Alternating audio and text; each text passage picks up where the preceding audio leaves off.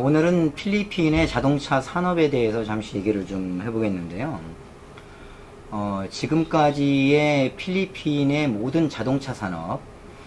즉 다시 말하면 필리핀에서 자동차 조립 공장을 한다거나 필리핀에서 자동차 관련된 부품 공장을 한다거나 또는 필리핀의 외국으로부터 자동차 브랜뉴 완제품을 수입한다거나 또는 중고 자동차를 또 수입한다거나 심지어는 특수 차량들 앰뷸런스라던가 소방차라던가 기타 여러가지 믹서 트럭이라든가 건설용 장비들 또 외교관 차량이라던가 이런 모든 자동차 산업에 관련된 필리핀의 모든 자동차 산업에 관련된 사항들은 필리핀의 그 EO 156 즉 그 Executive Order 156라는 필리핀 대통령령 156호에 의해서 지금까지 이 필리핀의 모든 자동차 산업이 규제를 받아왔었어요. 그런데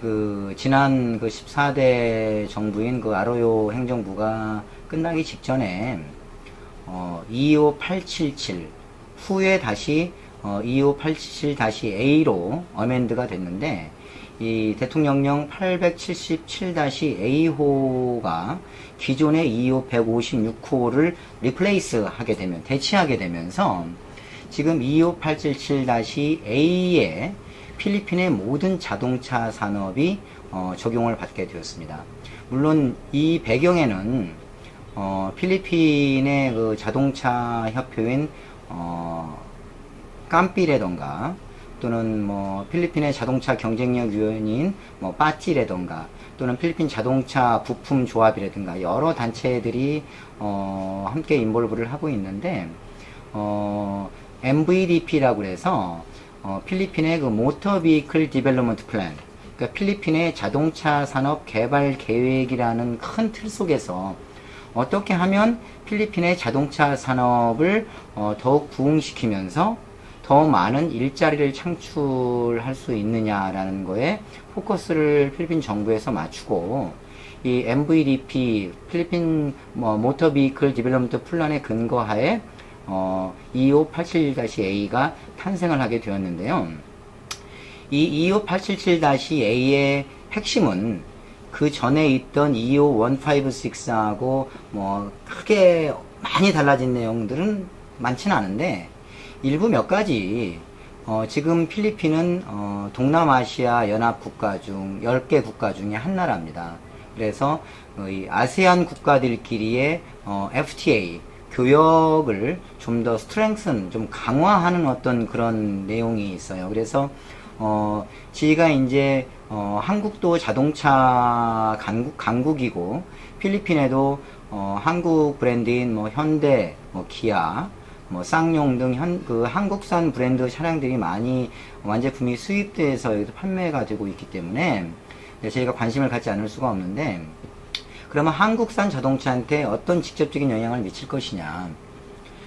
25877-A에 근거하면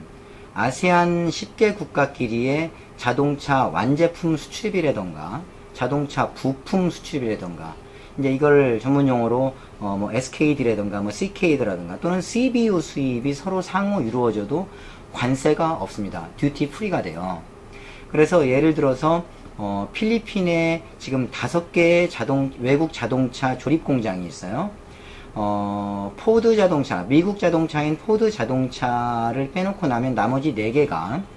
도요타, 혼다, 닛산, 이수즈 이렇게 4개의 일본 자동차 어셈블링 플란트가 필리핀에 자리를 잡고 있는데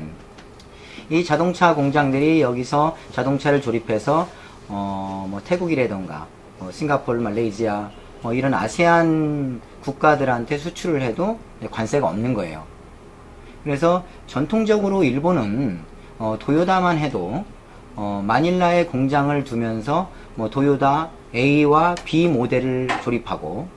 도요타 방콕 공장에서는 C와 D 모델을 조립하고 또 마닐라에는 도요타 엔진 공장을 두면서 방콕에는 도요타 샤시 공장을 두고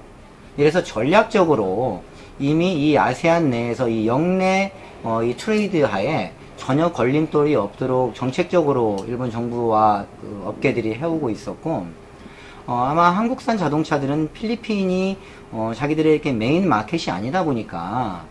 아무래도 그 이 완제품, 이 CBO를 이제 들여다가 이제 판매하는 이 트레이더 역할을 이제 주로 하게 됐는데, 지금 필리핀 정부에서도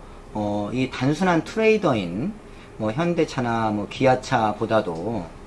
필리핀에 조립 공장을 두고 있는 자동차 업계에 우선 페이버를 더 많이 주는 그런 정책을 펼 수밖에 없는 것이, 아무래도 여기다 자동차 어셈블링 플랜트를 만들게 되면 수천 명의 일자리를 창출해낼 수가 있고, 필리핀 정부는 또 거기에 부품을 납품해야 되는 필리핀의 중소 자동차 부품 산업들이 함께 부흥하고 발전할 수밖에 없는 관계이기 때문에, 또 그 속에서는 또 자연스럽게 기술 이전이 또 필리핀으로 또 이루어질 거고, 그래서 그런 여러 가지 팩터를 고려할 때 필리핀 정부는 여기 어셈블링 플랜트를 두고 있는 그 자동차 업계에 페이버를 많이 줄 수밖에 사실 없는 상황이에요. 다만 이제 한 가지 저희가 우려하는 거는, 한국은 필리핀하고 1대1로 맺은 그 이 자유무역 협정 FTA가 없어요, 아직까지. 한국은 그 필리핀을 포함한 10개 나라인 아세안하고 1대10으로 FTA를 지금 하고 있기 때문에 아마 이 자동차가 앞으로 갈수록 더욱더 이제 협상 대상 품목이 되긴 하겠지만, 과연 1대10으로 맺은 FTA가 과연 얼마만큼 한국산 자동차 필리핀 시장에서 얼마만큼 좋은 대우를 많이 받을 수 있겠느냐, 이제 뭐 이런 거에 대해서는 이제 좀 의문점이 사실 많은 게 사실이고, 최근에 필리핀이 일본하고 자유무역 협정을 맺었어요. 일종의 경제 협약 파트너십을 맺었는데, 일본은 이제 전통적으로 FTA라는 용어를 안 쓰고 그 EPA라고 해서 이코노믹 파트너십 어그리먼트라는 용어를 이제 원래 쓰는데, 그래서 이제 그 JPEPA라고 해서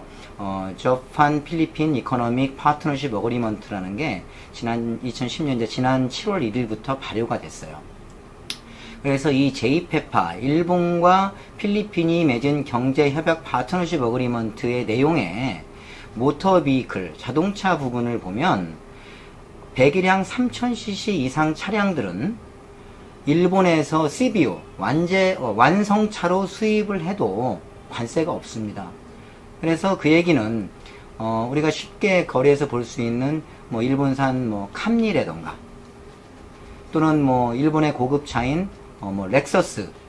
이러한 차들이 일본에서 필리핀으로 수입돼 들어오면 관세가 없어요.